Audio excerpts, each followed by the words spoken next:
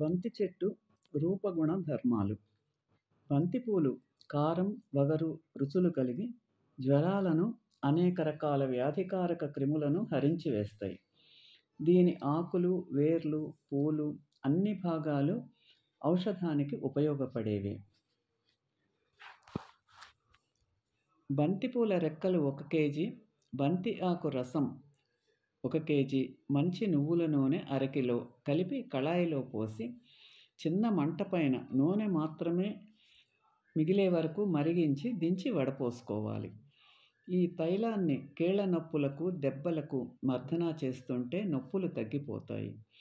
అంతేకాక ఎన్నో ఏండ్ల నుండి బాధపడే తలనొప్పికి, తలలో పేల సమస్యకు రోజూ తలకు మర్దన చేస్తూ వాటిని నివారించుకోవచ్చు. అదేవిధంగా చెవిలో భయంకరమైన హోరు సమస్యకు ఈ తైలాన్ని గోరువెచ్చగా 4-5 చుక్కలు 2 పూటలా వేస్తుంటే హోరు తగ్గిపోతుంది. దూదిలో తడిపి పిప్పి పంటిలో పెడితే పంటి బాధ తగ్గి క్రిమి చచ్చి పడిపోతుంది. ఇదే తైలాన్ని 2 పూటలా 1 చెంచా మోతాదుగా లోపలికి సేవిస్తుంటే అల్సర్ పుండ్లు హరించిపోతాయి. పంటి నొప్పికి బంతి ఆకులు 10 గ్రాములు 1 గ్లాసు నీటిలో వేసి సగానికి మరిగించి వడపోసి గోరువెచ్చగా నోటిలో పోసుకొని పుక్కిలిస్తూ ఉంటే వెంటనే పంటి నొప్పి తగ్గిపోతుంది. మెదడు జబ్బులకు బంతి చెట్టు ఆకులు 10 గ్రాములు తీసుకొని కడిగి దంచి రసం తీసి 2 పూటలా సేవిస్తుంటే శిరోబాధలు హరించిపోయి మెదడుకు బలం కలుగుతుంది.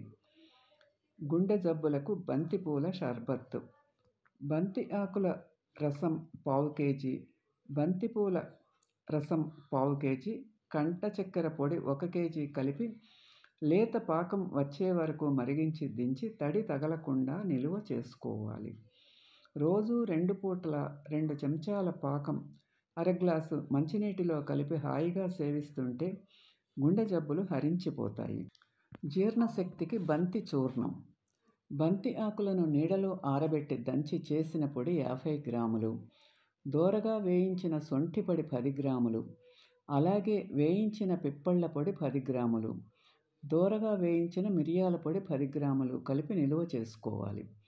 ఈ చూర్ణాన్ని 2 పూటల ఆహారానికి అరగంట ముందు 1 లేక 2 గ్రాముల మోతాదుగా గోరువెచ్చని నీటితో సేవిస్తుంటే జీర్ణకోశానికి బలం కలిగి జీర్ణశక్తి పెరుగుతుంది.